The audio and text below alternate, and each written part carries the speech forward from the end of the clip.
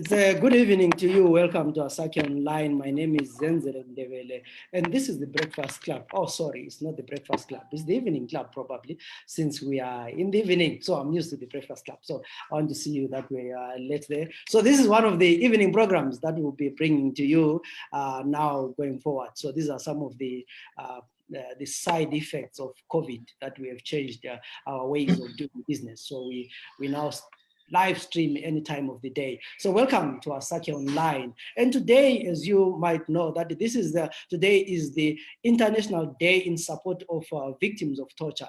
And we decided to have a discussion around the issue of torture because Zimbabwe is one of those countries where torture is used now and then, from the times of the liberation struggle through Gukurahundi, Murambatsvina, 2008, 2018, up to 2020, we still have people who are kidnapped, people abducted, people are tortured, mainly by state actors. And we know that our government is always denying that that is happening, but we know that's what is happening. So today, we decided to have this discussion to actually understand the issue of torture, what it is. And the theme for this year is that torture, a crime against humanity. And that is the theme that we're going along. So I was looking at the message by the UN Secretary General, and he said, torturers must never be allowed to get away with their crimes. And the systems that enable torture should be dismantled or transformed. And I hope that one day, as Zimbabweans, we will be able to transform or dismantle the instruments and the systems of torture. Without wasting your time, let me hand over to Dr. Nyati, who's going to be the chair of this meeting. Nyati, over to you.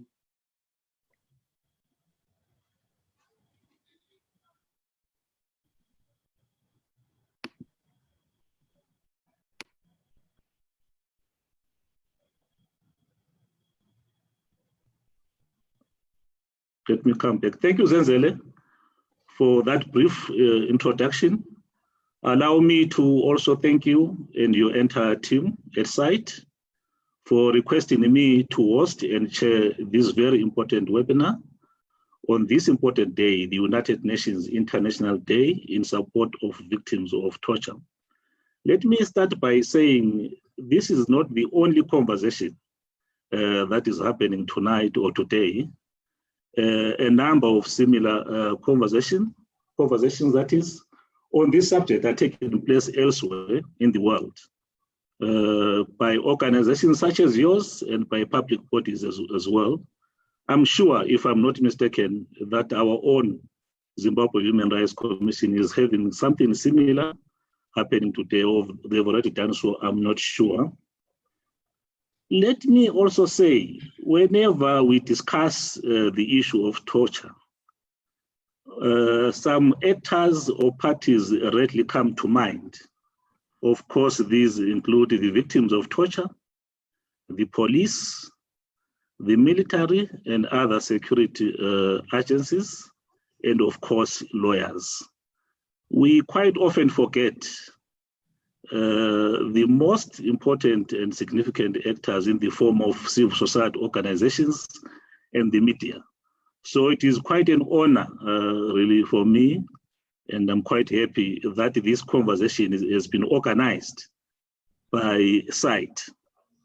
To the participants and listeners, I think you will all agree with me that SITE has grown to be a go-to organization, or an organization of choice, really, for anyone who is seeking fair, reliable, and balanced and credible information about what is happening in Zimbabwe. We have been doing a super excellent job in that space, especially when it comes to shining the light on human rights abuses. So I'm really honored that I'm part of this conversation today. In this webinar, we have three panelists. We have Mr. Brian Kakoro, and we have Mr. Machova Nangube, and we have Ms. Opal Sibanda. I will make a full introduction of each panelist just before they make their presentations. Unfortunately, all of them are lawyers. We would have loved to have an interdisciplinary team, but believe you me, I have so much faith in all the three And I know that whatever they are going to share with us is of value. So this is how the meeting is going to progress. Mr. Brian Kagoro is going to open the discussion.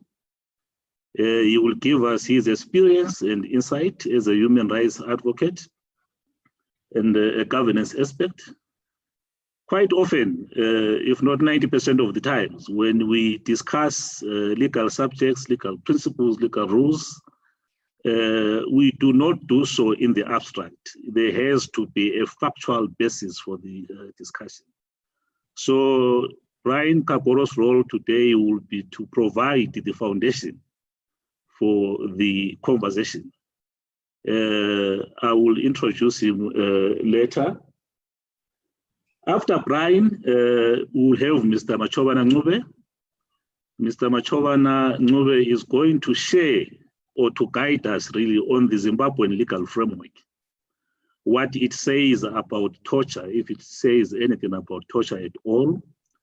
He will also share with us whether there are any avenues open to victims of torture in terms of accessing accountability measures within Zimbabwe.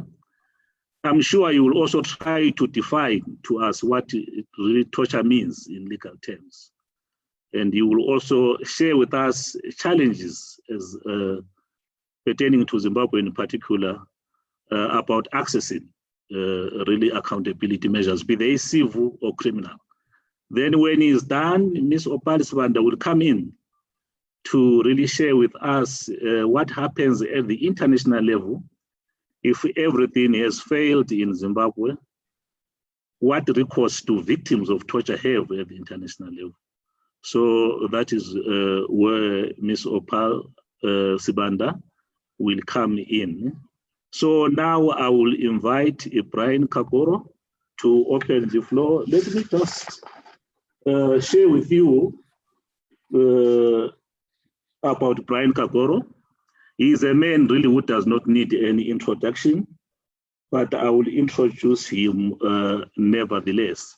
But I've just remembered something. Maybe even before I asked Brian to come to the floor, I'm sure one or two of the panelists will really touch on this, but by way of background, without really taking whatever from the panelists, by way of background, I should say that the crime of torture is one of few crimes that are now considered international crimes.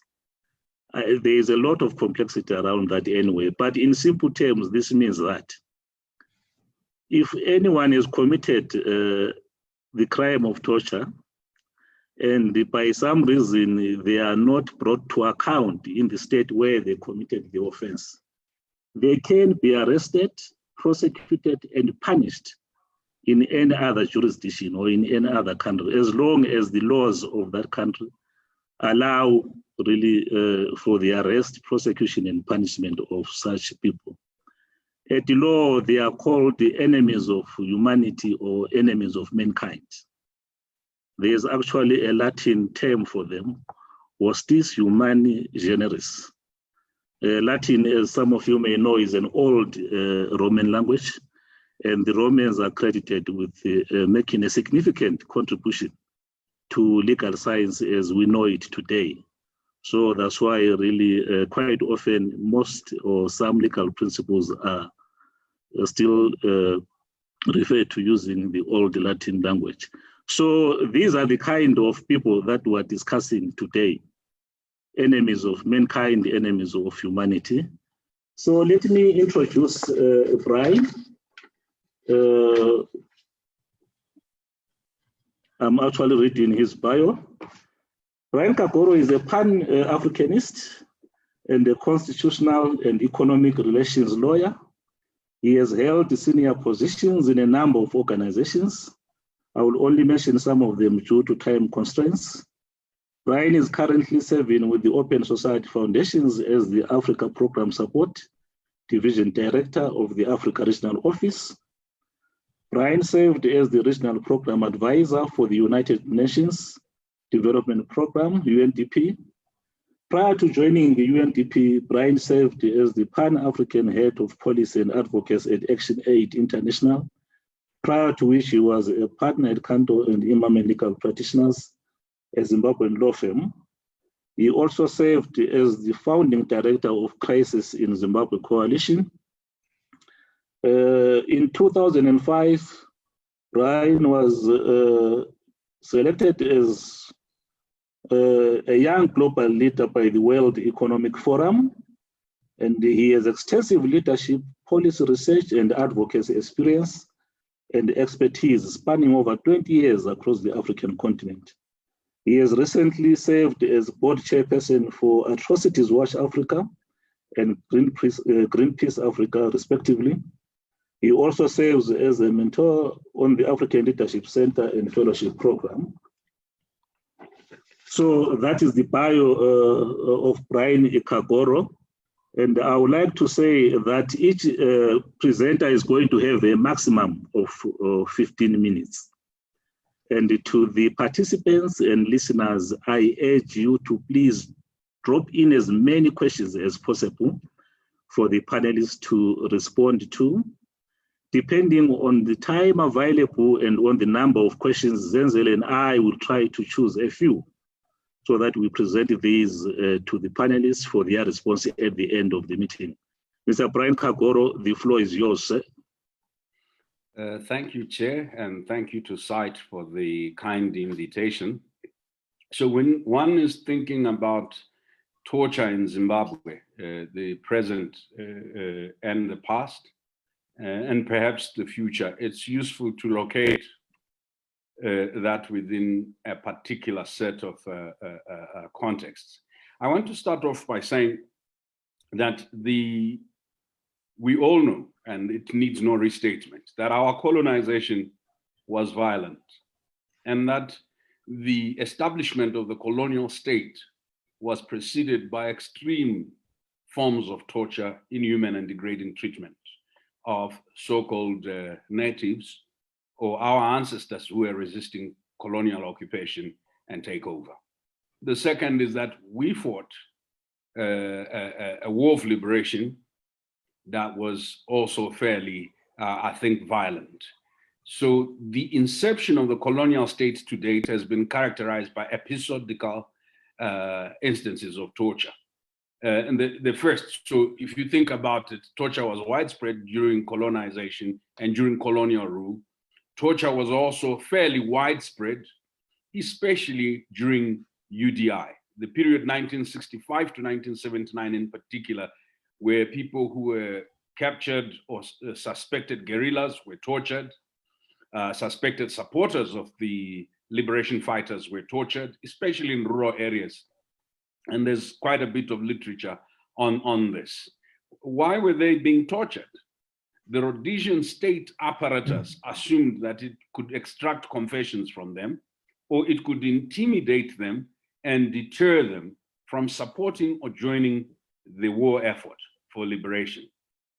But this context, the context of the colonial violence, was in a context where there was institutionalized racism, where there were Black guerrillas and their supporters were also Black, and you had white or white-controlled security forces. So if you read literature like The Man in the Middle by CCJP, The Civil War in Rhodesia, Rhodesia and the Propaganda War, and several other books, they point you to the sort of inhumanity, the dehumanization that people were taken through. So we get independence in 1980, and relatively for the first 2 years, although it was peaceful, what you had was during the Ntumbane and Zvarasekwa clashes amongst the liberation forces, you had instances of torture by security forces, but also by liberation armies that were fighting each other, and all torture of civilians as well. 1982 to 1988, we saw Gukurahundi. And Gukurahundi were two conflicts all rolled into one. We often talk about just the one conflict. The first is that there were dissidents that were sponsored by the South African regime, and there was this war between dissidents and the government security forces. But superimposed on that, that was used as a guise for a war by all government agencies against all perceived ZAPU supporters. And there were ethnic dimensions to that violence. And we now know that between 20 to 30,000 people were either killed, massacred, or disappeared. And the extremities of torture are documented by CCJP in its publication, Breaking the Silence. And the sort of torture you're talking about, apart from amputation, rape, mass beatings, and so on and so forth. You see, you then move from 1988 to 1998, although there was relative peace in the country in political terms, the torture against students and against workers, the ZCTU leadership in particular, escalated and went largely unnoticed, because for the rest of the country that was enjoying peace, they did not see this as worthy of their attention. But those who were students during that time, such as myself or student leaders, will give you horrendous stories of torture. Torture of the student leadership, torture of ordinary students. And then 1998 to 2005, you had the food riots, 20 January 1998, and the police were unable to contain, the army was sent in, and the rest is history. The sort of torture that we saw in places like Chitungwiza and so on and so forth. And then, of course, we had the period soon after the referendum that ZANU-PF lost in February 2000. Starting on the 4th of March with the execution of Talent Mabika and Teach Chiminya, we had the fast-track land reform program. And during the fast-track land reform program, one of the means and ways that were used against both the white commercial farmers and some of their labor force were simply horrendous. There was torture, there was violence, and some of this was captured on camera. And then, of course, you had the election or political related violence between the period 2000 and 2002, where people were tortured for supporting the opposition. And we had seen this in 1985, where people were tortured for supporting ZAPU. We had seen it in earlier periods where this happened. And so we also saw the rise of parastate groups that were enabled by the state to conduct torture in the name of the ruling party. The Green Bombers and the war veterans. And it is well documented, the sort of acts of torture that they were engaged in. And during that period, I was running a radio station called Radio VOP, which was bombed, as was the Daily News printing press. And of course, some people were arrested and tortured. We had nothing to do with the bombing, and the state knew this. We are all familiar with 2008 and that nasty election rerun and the sort of egregious violations of human rights that occurred, the torture that occurred against people, the short sleeve, the amputations that others have talked about. You fast forward 2017 during the coup d'etat. In the period of the coup, which was deemed or stated or said to be largely peaceful, we know that a number of people were tortured and some were killed. We've heard tales from Professor Jonathan Moyo, Kasukwere, and others on what happened in their own homesteads, where live ammunition was fired and they had to escape. The current president of Zimbabwe, when he fell out of favor with his predecessor, had to run for dear life. And I always say that that is an indication by an insider that they appreciate the system they were part of and what it is capable of. And so post the coup, so with the coup and the torture, with the August 1, 2018, that violence and some of the torture of the activists and the people who were detained following those protests. And then, of course, the January 2019 protests and the recent incidents with the 3 MDC MPs. What does this tell us? What are the contours or what is the ecosystem of torture in Zimbabwe? Number one, I think it's the militarization of society and politics.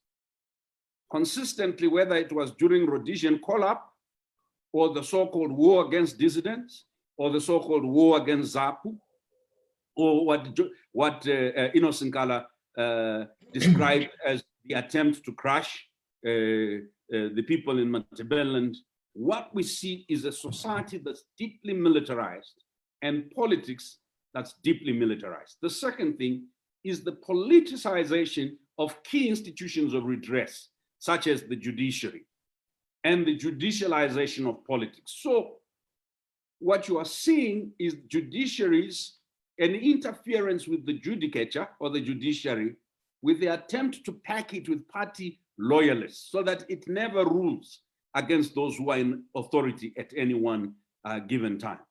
And this is related to the capture of public institutions.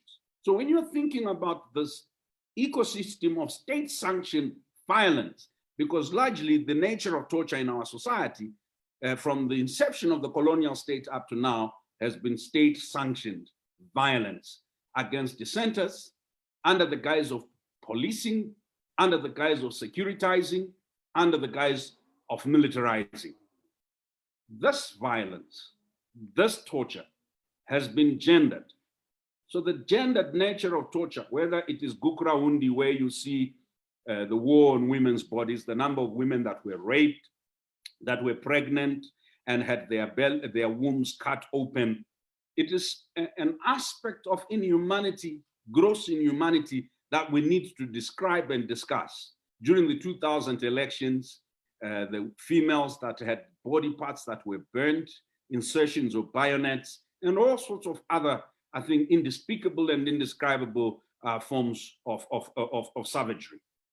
But this torture has had class dimensions. It has largely been against poor people, the poor people of Matabeleland, the poor people in Mashonaland during the more recent forms, and it's poor people who are either party supporters or peasants. And this class nature of torture is worth interrogating. But there's been an identity aspect. I've already said the Gukraundi attack targeted not only ZAPU supporters, but largely people of Matabeleland region. And the targeting against certain supporters of the MDC also had clear identity markers to it, whether it's political affiliation, whether it's race during Rhodesia, or ethnicity, as I have said. What we often forget, Chairperson, are the long-term impacts of torture. Torture is not an event. Torture is a lifetime experience. It has indelible impact on the person that's tortured, on their family. I want you to imagine for a moment a person who is married or about to be married, or who has never been with a man that's gang raped because they support a political party, or they are deemed to support a political party, or they are a student who were on a demonstration. I want you to walk with that particular young woman, the sort of distortion to her entire life and psyche, the destruction of her expectation, her self-value. It seems to me that if we don't study the individual and the family dimensions together, we'll never understand the societal impact of torture. What has happened in our society, because we have ingrained violence as a way of doing politics, we often look aside when the violence is against persons we deem to be opponents. So in the 90s, we saw violence within opposition politics, where factions of the opposition actually used torture as a medium to manufacture consent or to simply deter supporters and others from contesting against their leadership.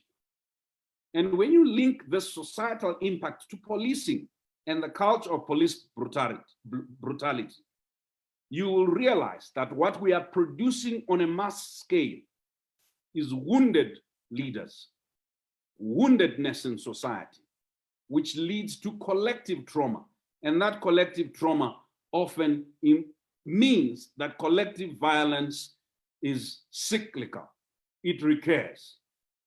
So if you think about this torture we are talking about as the action or practice of inflicting severe pain on someone or a community as a means of punishment or in order to force them to say or do something, what in essence we are saying to society is persuasion can only work if it is forceful.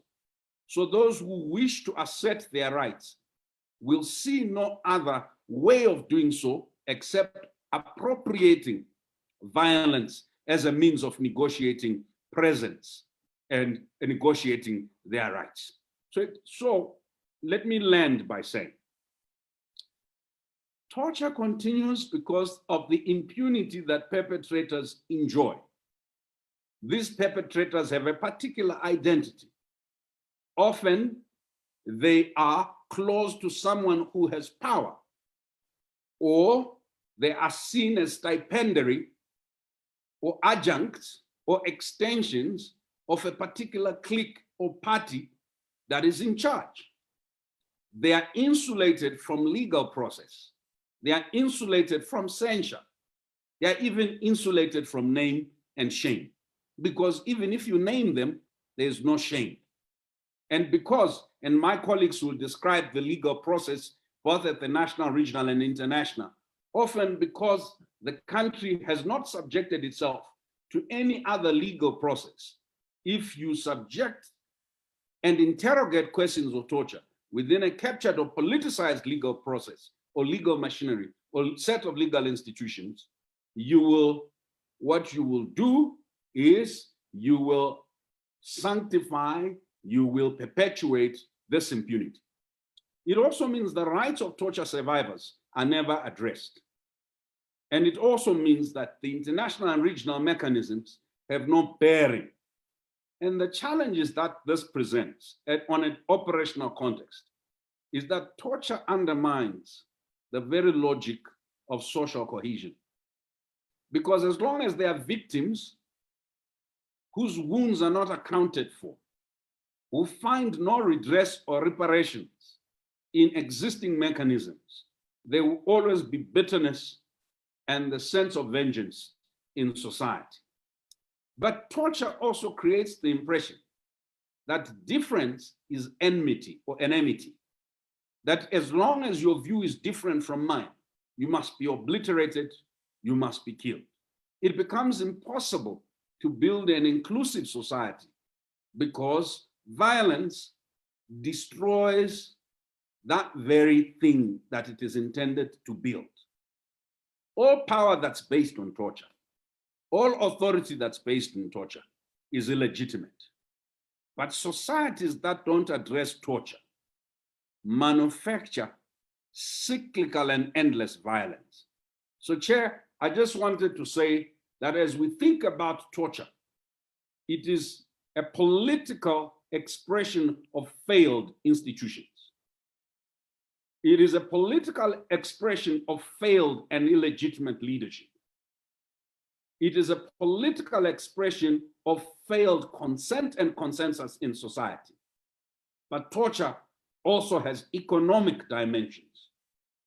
It is the failure to create a society and an economy that includes everybody. Ultimately, torture is a failure of humanity.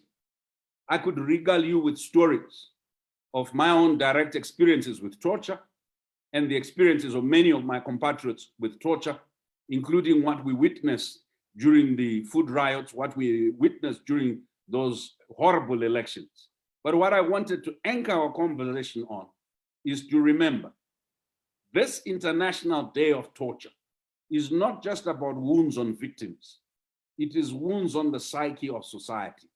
A wounded society with wounded leaders who themselves are survivors or victims of torture will never produce a result that's different, because those who are wounded or hurting will always hurt others. And if we are to address torture in Zimbabwe, we will need the legal remedies that my colleagues are going to talk about. We will need the social remedies, but we will also need the economic remedies. But finally, we will need the psychosocial remedies. One of the greatest ways of ending torture is to talk openly about it and to ensure those that perpetrate it are held to account. Thank you.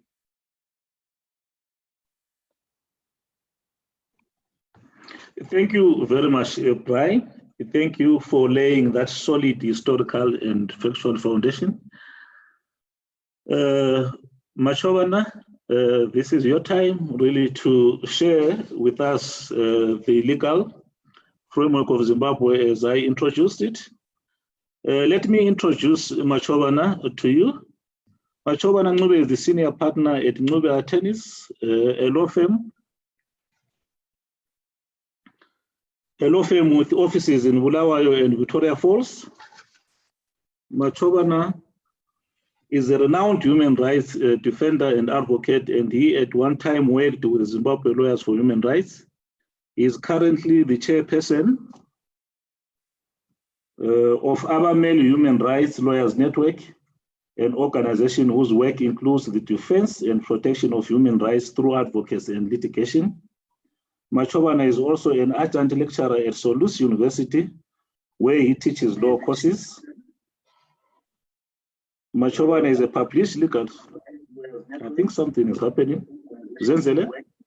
Defense and protection of human rights through advocacy and litigation.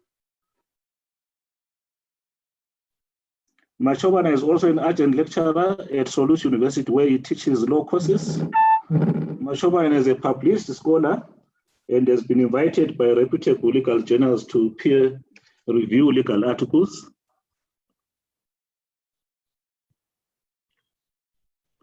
Mr. Ncube, the floor is yours. I think I had some technical issues. Zenzel, are you there?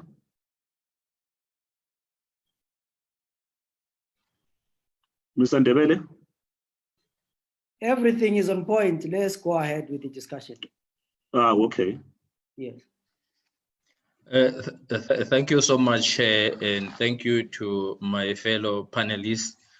I think Brian has in fact shown that torture is a most egregious crime, not only in Zimbabwe, but across the world.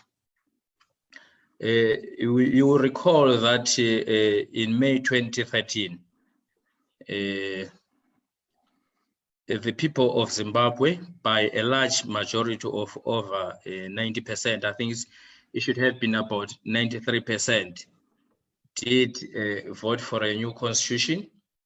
And in so doing, they sought to reject a constitutional order that was characterized by abuse and unaccountability. In this respect, they adopted through their elected representatives a new constitution. This constitution does set out a legal framework that seeks to protect the rights of the people. In chapter 4, there is a set of rights and freedoms that are set out. That is the chapter 4 of the Constitution. It outlines the various human rights that accrue to every person that is in Zimbabwe. One of those rights that accrue to everyone that is in Zimbabwe is the Section 53, which outlaws torture, inhumane and degrading treatment. Brian has in fact outlined what torture is, but I'll refer to the Convention Against Torture, because by and large, across the world, it defines what constitutes torture. It says, I'll just read briefly here, it is an act by which severe pain or suffering, whether physical or mental, is intentionally inflicted on a person for purposes as obtaining from him or a third party information or a confession, punishing him for an act he or him or a third party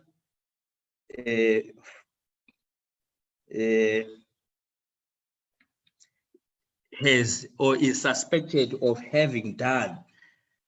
So it is apparent that torture is a very egregious crime. And in that respect, our own constitution has incorporated a section that deals with torture that clearly outlaws it. Torture is not only the infliction of physical pain, It also involves the subjection of a person to psychological abuse. And many times this happens in a number of settings. It may happen in a police station. It may happen in people who are held incommunicado. It may happen to people who are in prison. It may happen to people that are held by state actors or non-state actors with the consent of a public official or a state actor for the purpose of eliciting from them a confession or forcing them to, in fact, change their political views. The framework that is there in Zimbabwe tries to avail some legal remedies.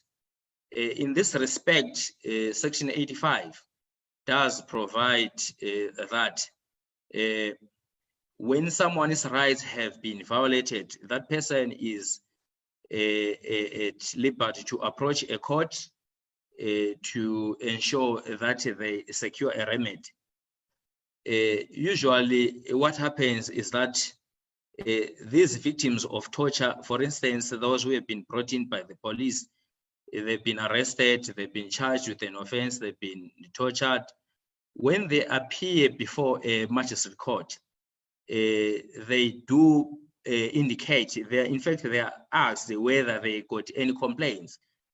And at times they do indicate that they do have a complaint and that they've been tortured. But what usually happens is that the whole thing is whitewashed. The magistrate does issue a directive to the prosecutor to investigate this allegation.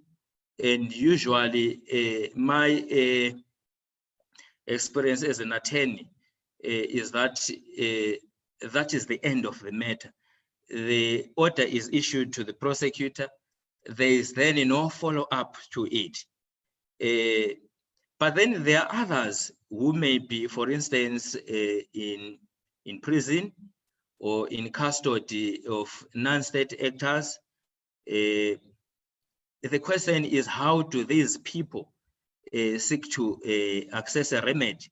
It's difficult because the Constitution simply suggests that they can approach a court where they can seek an order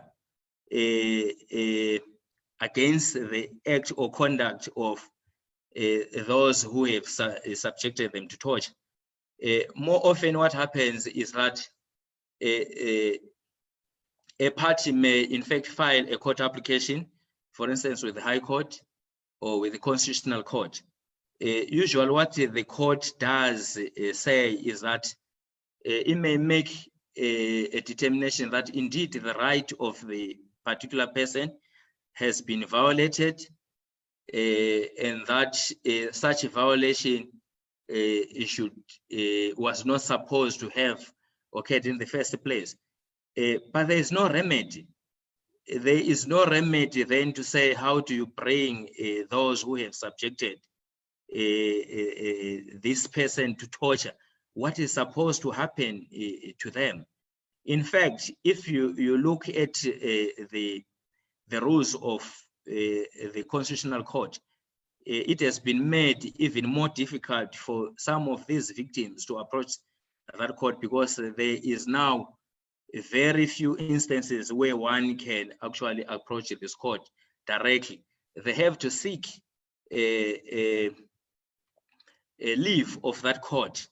Usually one of the judges may sit the Chief Justice to decide whether there is need for this person to approach the correct the court directly to file their complaint.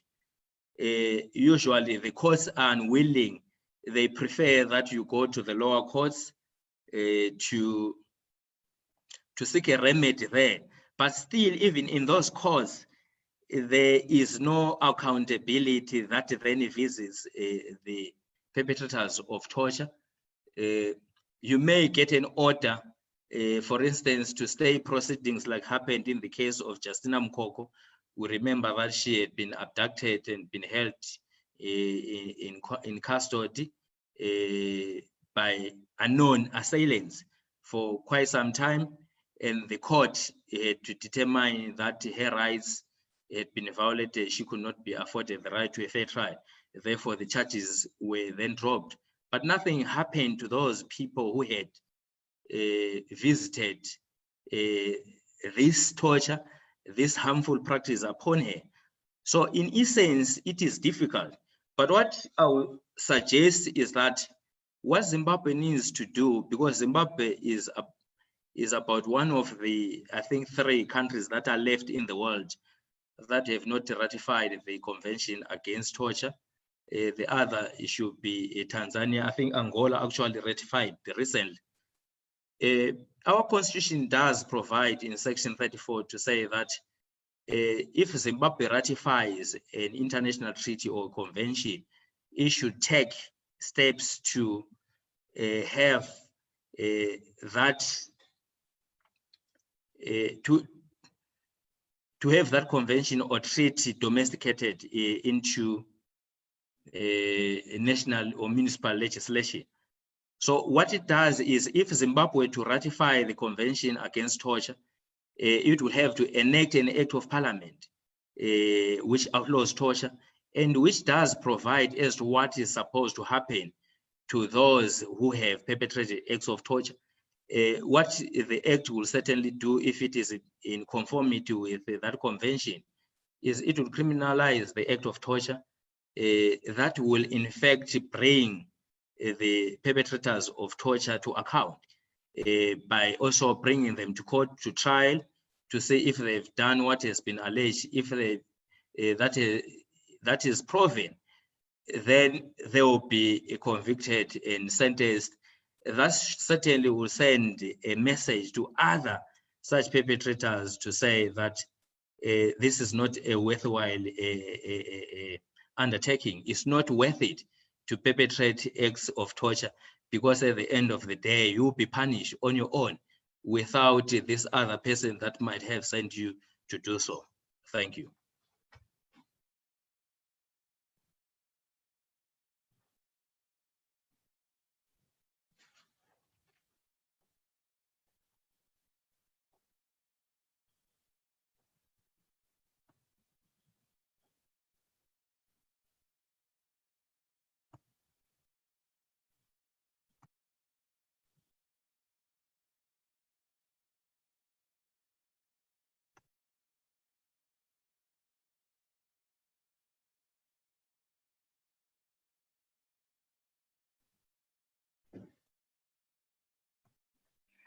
Okay, I think there is a small technicality there. We can't get Unyati. So we are moving on with our discussion, and let me allow at this point Opal to come in. Let me see whether I can get Nyati. Nyati, can you hear us? I'm back, okay. Zanzele. Let me just introduce here. Opal Subanda is a seasoned lawyer who is passionate about human rights, especially children's rights. She is currently studying for a Master of Laws degree at the Center for Human Rights, University of Pretoria. She is a member of the Center of Human Rights Children's Rights Clinic there at the University of Pretoria. Before joining the University of Pretoria to pursue a higher degree, Opal was a legal officer at Justice for Children Trust. Before you come in, Opal, I had indicated when this meeting started that we only have 3 panelists who are, unfortunately, are all lawyers. I'm advised we have just been joined by a renowned human rights advocate and activist, Depros Muchena. Unfortunately, you won't be able to get the 15 minutes accorded to the other panelists, but we will allow him at the end to really come in to share his insights with us for about 5 or so minutes before we allow participants really to start asking questions. So Opal Swanda, Miriam, the floor is yours. Thank you very much, Mr. Nyati, and I would like to take this opportunity to thank SITE for organizing this event and giving me the opportunity to be part of the panelists. So tonight I'll be talking about the remedies for victims of torture, with particular reference to the regional and the international level. So as my colleague Machowana spoke about the domestic remedies, it is important to note that there are some instances where the survivors are aggrieved or are not happy with the decisions of the local courts, or nothing is being done at all in the event that the victims approach the local courts seeking relief for violations of their rights. So in this instance, that's when we can talk about the regional and the international systems. So at both regional and international level, there are treaties and conventions that prohibit any treatment that amounts to torture, cruel, inhuman, and degrading treatment. So I'm going to start with the regional level, where we have the African Charter on Human and People's Rights. So when we look at Article 5 of the African Charter on Human and People's Rights, it provides that every individual shall have the right to dignity, and all forms of exploitation and degradation of human beings, particularly torture, cruel, inhuman, or degrading punishment and treatment, shall be prohibited.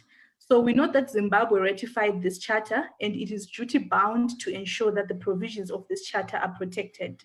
At this point, we really appreciate that freedom from torture, inhuman, and degrading treatment is one of the fundamental rights protected by our Constitution in Section 63.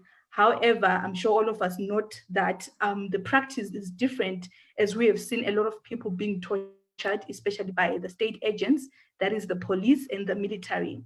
So at regional level, one can actually approach what we call the African Commission for Human and People's Rights.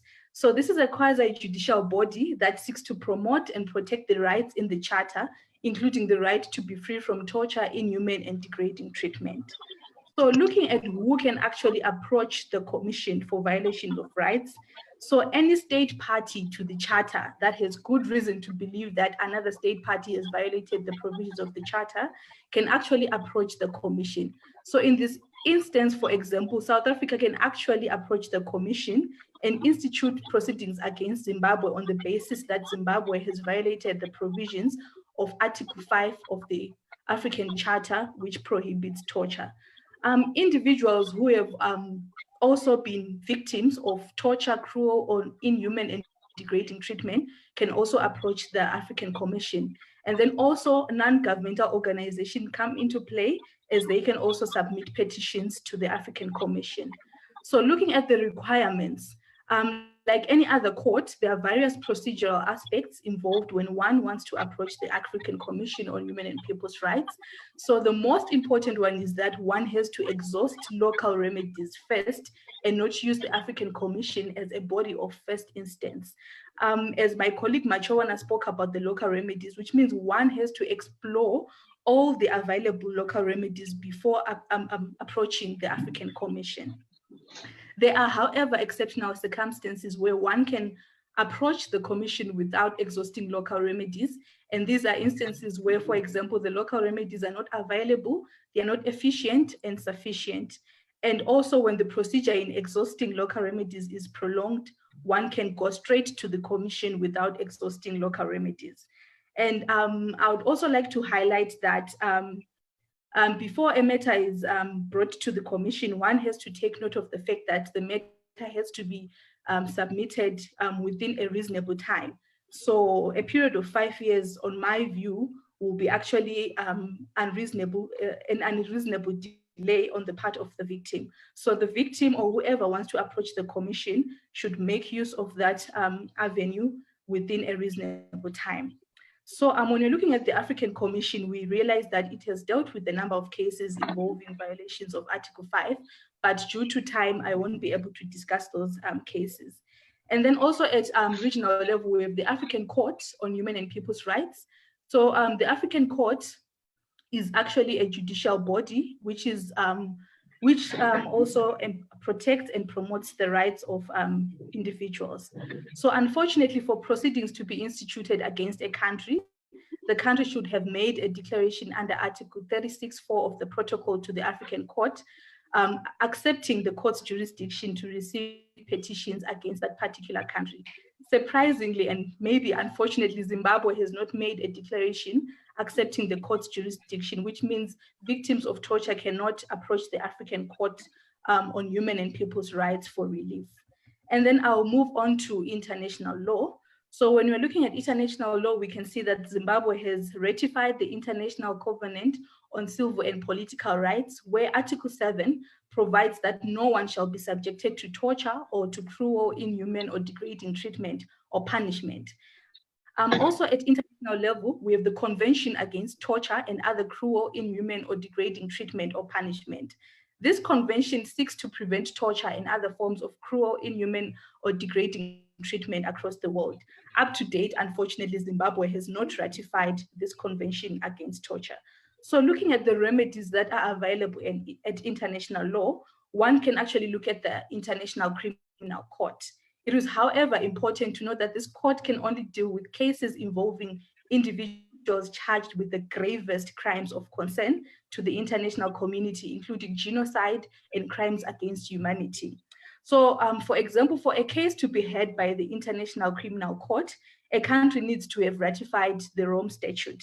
So in this case, again, Zimbabwe has not ratified the Rome Statute, which means that the International Criminal Court may not have jurisdiction on Zimbabwe. But whilst one may think that Zimbabwe escaped the jurisdiction of the ICC by not ratifying the Rome Statute, it is important to note that an individual in Zimbabwe can actually be tried for gross violation of human rights through two ways. So for example, there can be referral by the United Nations Security Council. So in this instance, the United Nations Security Council has powers to refer a case of gross human rights violations to the ICC, even if that country has not ratified the Rome Statute. So in this instance, it means that in the event of grave human violations in Zimbabwe, with respect to torture, cruel, inhuman, and degrading treatment or punishment, the UN Security Council can actually refer the case to the ICC, even if Zimbabwe is not a state party to the Rome Statute. And then we also have what we call the complementarity principle.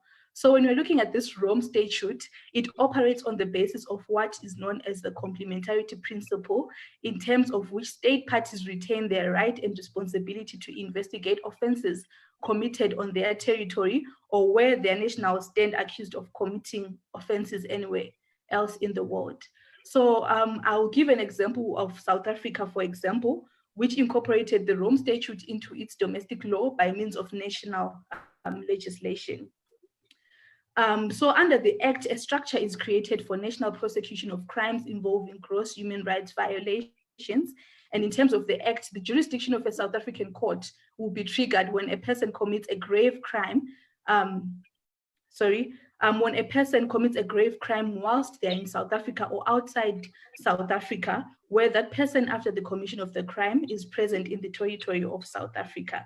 So when we're looking at this, we can see that South Africa at some point, with reliance on this extension of extraterritorial jurisdiction under the ICC Act, this was involved against the late President Mugabe by a South African citizen who has significant property interest in Zimbabwe in September 2002, whilst Mugabe was attending a World Conference on Sustainable Development in Johannesburg. Unfortunately, the president, or the late president, had left South Africa by the time the call for his arrest was made and no action was taken against him. But however, this is an indication of how victims of torture can actually get relief from the International Criminal Court. So I know maybe I'm preempting some of the questions. I know some people might have questions in regard to the Gukurahundi that took place from early 1983 to the late 1987, and wonder if victims or relatives of the victims have any remedies at international law.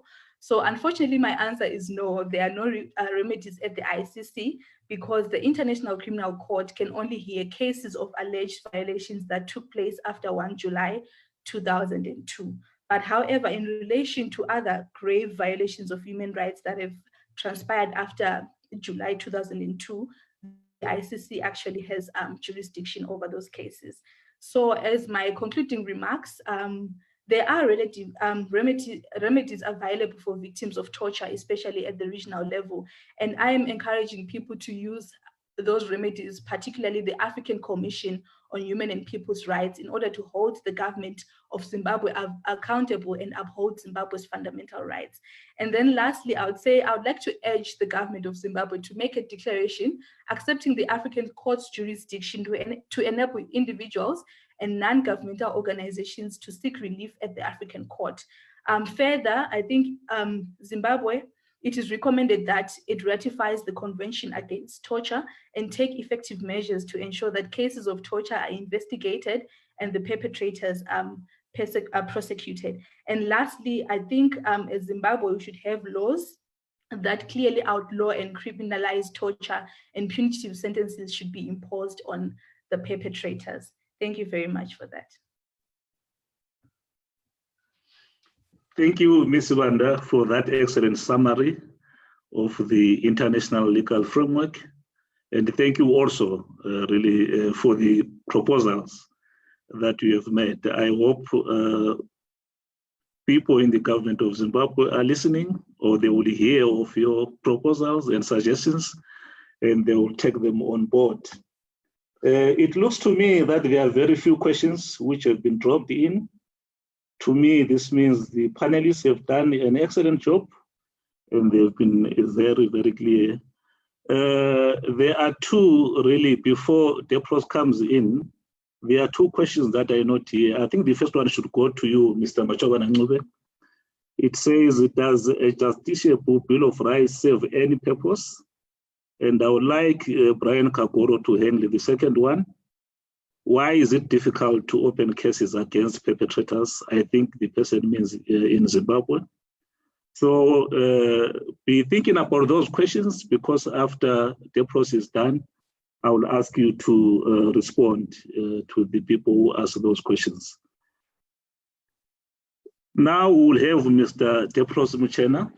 Depros is the director of Amnesty International Southern Africa. He was a latecomer, but I'm sure he has a lot really to share. He has been very involved in human rights issues in this part of the world, and his experience is so valuable that I really think that we should give him some bit of time. Fortunately, we have very few questions, as I've just said, so this will give him some bit of time really to share with us his insights. But we're almost 2 minutes before 9.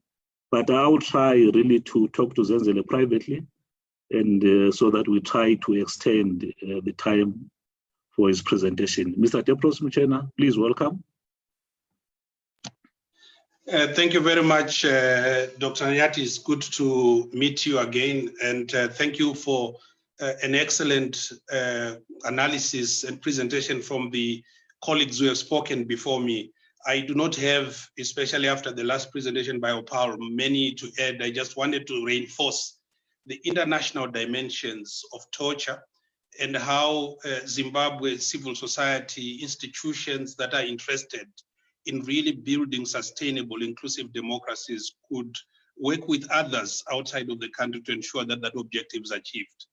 I will just draw from our work at Amnesty International on torture. Over the last 5 years, we have reported on torture in about 141 countries, which is almost 3/4 of the world. And this is work that has been going on for a long time, beginning in 1972, which demonstrates to you where the problem of torture has begun, and we're still with it.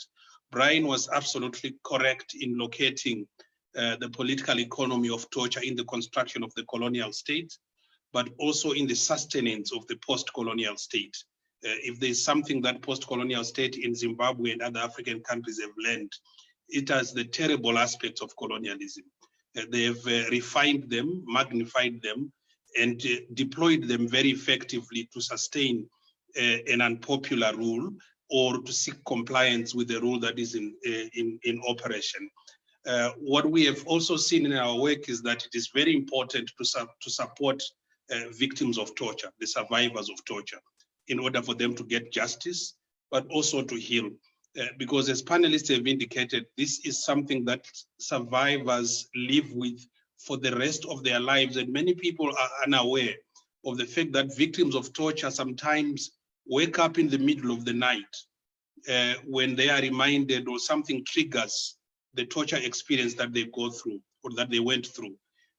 Sometimes a mere drop of a cup in the house triggers panic attacks and continued mental health challenges that as people survive, they continue to become mentally and intellectually underdeveloped as a result of post-traumatic disorders. So it is not the actual moment when victims are sustained to media unsorted attention that the pain is first. It is long, long years afterwards.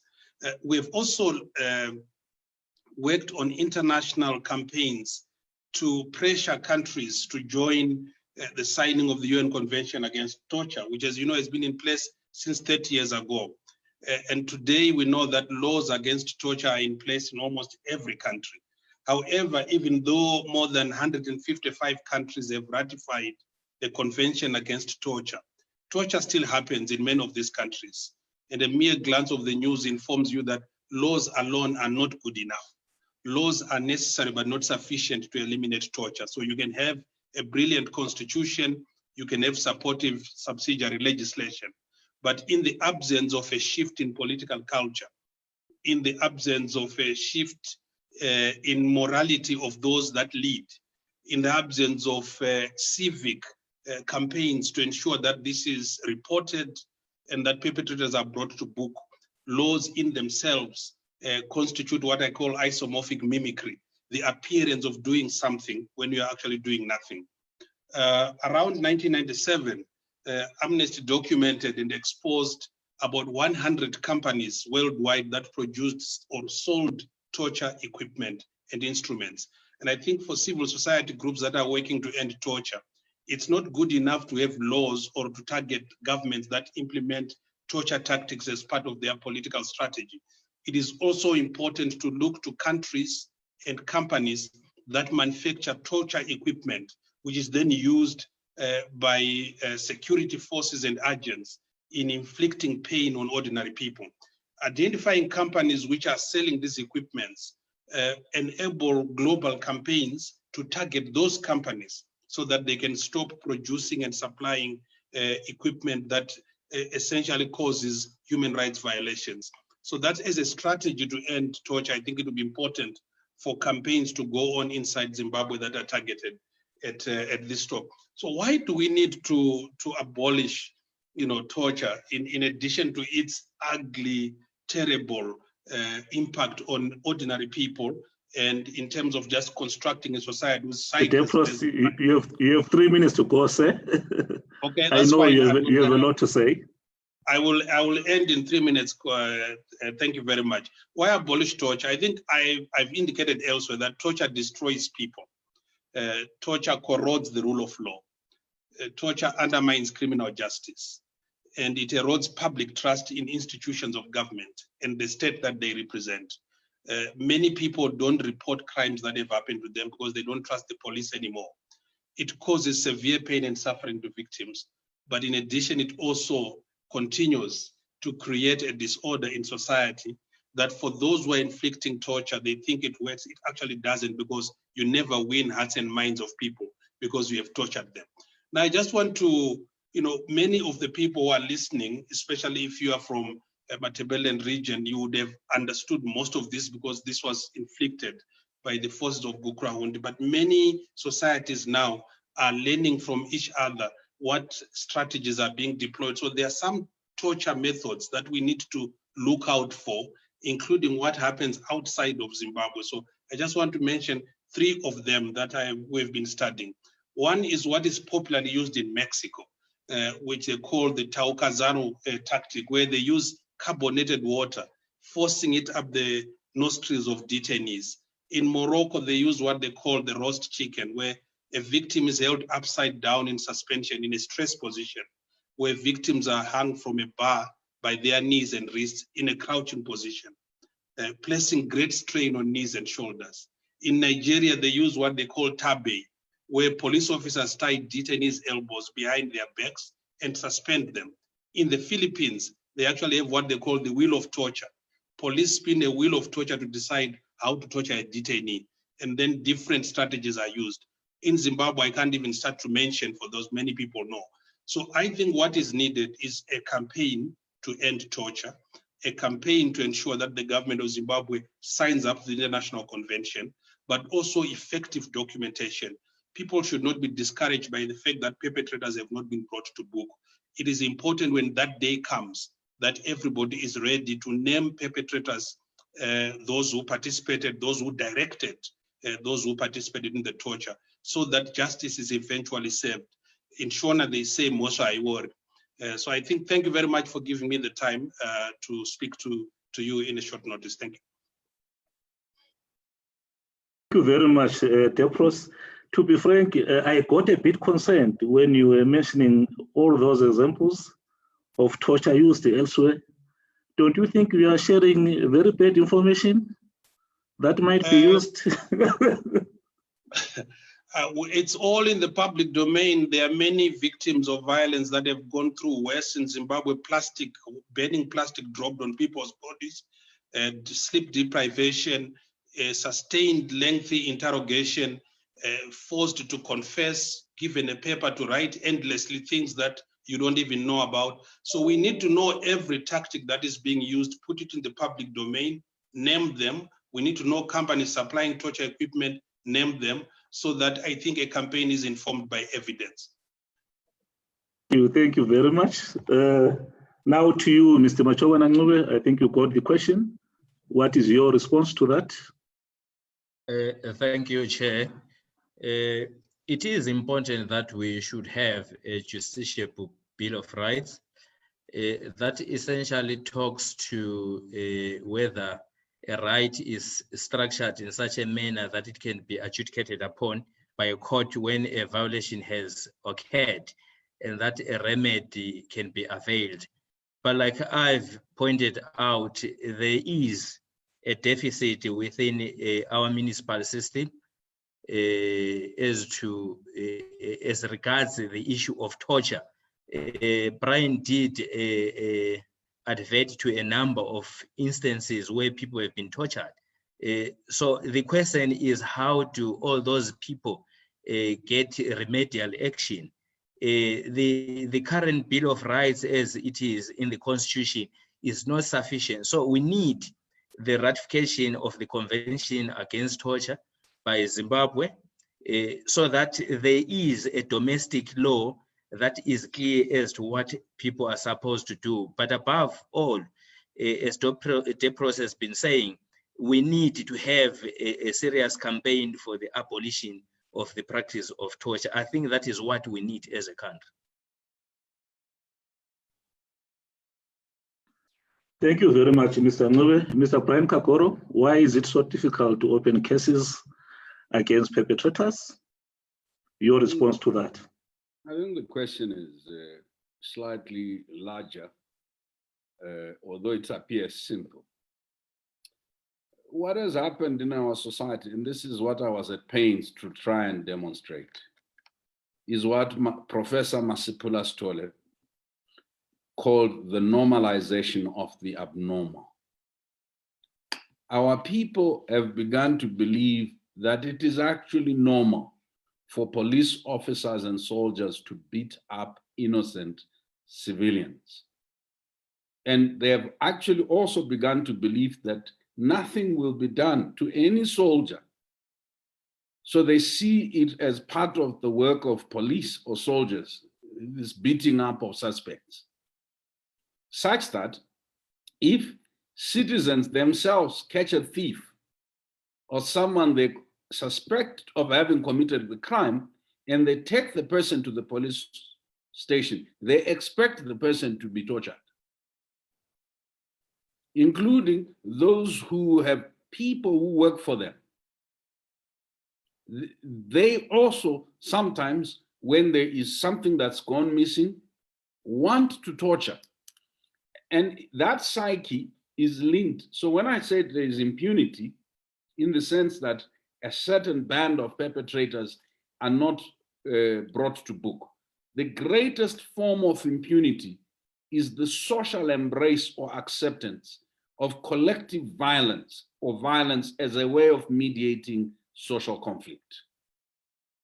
And then the second bit is that it's difficult because as a lawyer, and a recovering lawyer myself, I sympathize with lawyers because lawyers think that regulation is emancipatory, that the reason why people do these horrendous things is because there's no sufficient law. if you ask anybody from South Africa, they had a lot of laws against this sort of things, have ratified almost all the things we want to ratify, but they still torture if you read the reports. You don't heal society by policy and regulation, although it's helpful for you to found an action. You heal society by addressing culture, because as they say, culture will eat strategy for breakfast, culture will eat ethics for lunch, culture will eat hope for dinner. And for you to understand in the context of torture, political culture is not altered by law. Political culture is altered by political counterculture. So that the documentation, if it does happen, if there is no concomitant social struggle to assert accountability, you will document for the next 100 years instances of torture. You will litigate for the next 300 years torture. You will still not have. And this is the problem we're seeing even globally in America. The torture of persons of African descent or Black people by white folk. They have laws against that kind of thing, but because their society has not healed itself of systemic and institutionalized violence and racism, it will continue to do that which is cultural to it and acceptable to it. You have to raise the stakes politically in order to eliminate. So you can report, and the reporting simply becomes a feel-good process. And that's why I want to say that I do appreciate the legal staff. I'm a lawyer myself, or a recovering lawyer. I would really want to say that if we judicialize political things, we'll create a false hope in society that the judiciary will solve the depravity in our society. And in the instances of torture, whilst people may be sent to prison, the culture does not dissipate, right? There is nothing in, when you study criminology and criminal law, that the retributive approach to law does not demonstrate that if you send people to prison for X, it may act as a deterrent, but there's no correlation, especially if the state and political culture enables, glorifies, and valorizes torture.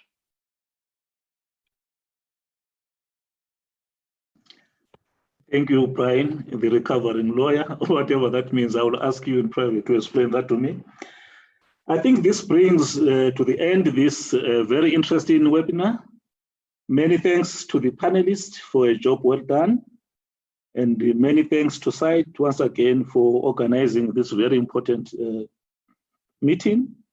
And I would like to extend my thanks as well to Mr. Tepros Mchena for coming to the party. It's very much sincerely appreciated, really. And I would like to thank all the participants and the listeners who are expecting that you're going to drop in a lot of questions, but fortunately our speakers were so clear that really there was no need for any questions. Thank you so much. This brings to an end our meeting. Good night to you all. Good night, sir, and thank you.